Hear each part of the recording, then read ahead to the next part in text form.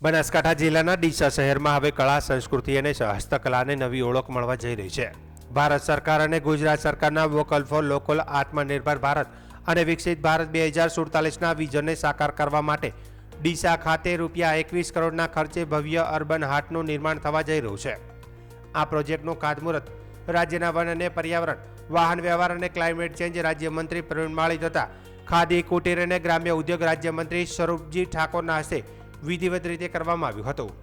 ખાતમુહૂર્ત પ્રસંગે મંત્રી સ્વરૂપજી ઠાકોરે જણાવ્યું કે આ અર્બન હાટ પ્રધાનમંત્રી નરેન્દ્ર મોદીના સ્વદેશી વસ્તુ અપનાવવાના સંકલ્પને સાકાર કરવાની દિશામાં એક મહત્વપૂર્ણ પગલું સાબિત થશે।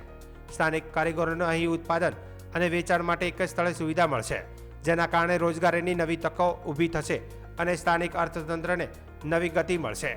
તેમણે વધુમાં જણાવ્યું કે બનાસકાંઠા જિલ્લાની પરંપરાગત હસ્તકળાઓ જેવી કે પેચવર્ક, પટોળા વણાટ, ટાંગલિયા વણાટ, માતાની પછેડી, શાલ, મોતીકામ, ભરતકામ, ટેરાકોટા જેવી કળાઓને આ અર્બન હાટ દ્વારા વૈશ્વિક સ્તરે ઓળખ મળશે।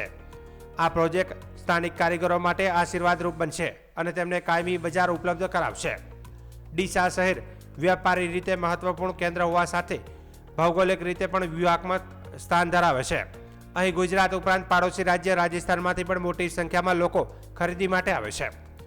આમ વધતી માંગને ધ્યાનમાં રાખીને હસ્તકલા કારીગરોને એક સશક્ત પ્લેટફોર્મ પૂરું પાડવા માટે અર્બન હાટની જરૂરિયાત અનુભવાઈ હતી।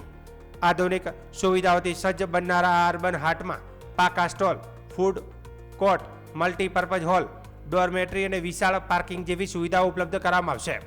ગુજરાત સરકારના ઉદ્યોગ અને ખાણ વિભાગ હસ્તકના કમિશનર, કુટીર અને ગ્રામ્ય ઉદ્યોગ દ્વારા આ સમગ્ર પ્રોજેક્ટનું નિર્માણ હાથ ધરવામાં આવશે। સ્થાનિક કલાકારોની વર્ષોની મહેનત અને કૌશલ્યને વૈશ્વિક બજાર સુધી પહોંચાડવા માટે આ પ્રોજેક્ટ મહત્વપૂર્ણ સાબિત થશે અને ડીસા શહેરને કળા અને સંસ્કૃતિના નવા કેન્દ્ર તરીકે નવી ઓળખ અપાવશે। આજે ડીસા ખાતે અર્બન હાટનું ખાતમુહૂર્ત કરવામાં આવ્યું છે। આશરે 21 કરોડના ખર્ચે અહીં ડીસા ખાતે અર્બન હાટ બનવા જઈ રહ્યું છે। એની અંદર સ્વદેશી વસ્તુઓ જે આપણે ત્યાં જ બનતી હોય એ લોકો અહીં આવી અને વેચી પણ શકે અને બનાવી પણ શકે અને એમને રોજગારી પણ મળી શકે, એના માટે અદ્યતન સુવિધાવાળું, નવીનીકરણવાળું જે મોદી સાહેબનું સપનું છે કે સ્વદેશી વસ્તુ વાપરવી, એના માટે આજે ડીસા ખાતે મોટી સંખ્યામાં લોકો જોડાય અને આ ડીસા ખાતે સ્વદેશી વસ્તુ મળી રહે અને સ્વદેશી વસ્તુ અહીં બને એના માટે 21 કરોડના ખર્ચે અર્બન હાટ બનવા જઈ રહ્યું છે। એટલે ઘણો બધો આ વિસ્તારને ફાયદો પણ થશે અને જે મોદી સાહેબનું સપનું છે એ પણ પૂર્ણ થશે। એટલે આ વિસ્તારને ખૂબ ઉપયોગી થાય એના માટે ડીસા ખાતે આજે અર્બન હાટનું ખાતમુહૂર્ત કરવામાં આવ્યું છે।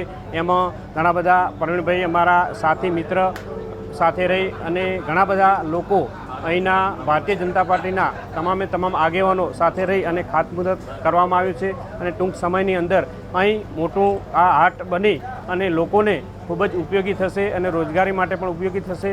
એટલે ખૂબ સરકારનો પણ આભાર માનીએ કે આ વિસ્તારની અંદર સ્વદેશી વસ્તુ માટે અને લોકોને ઉપયોગી થવા માટે, લોકોને રોજગારી મેળવવા માટે સરસ મજાનું અહીં હાટ બનવા જઈ રહ્યું છે। એટલે ખૂબ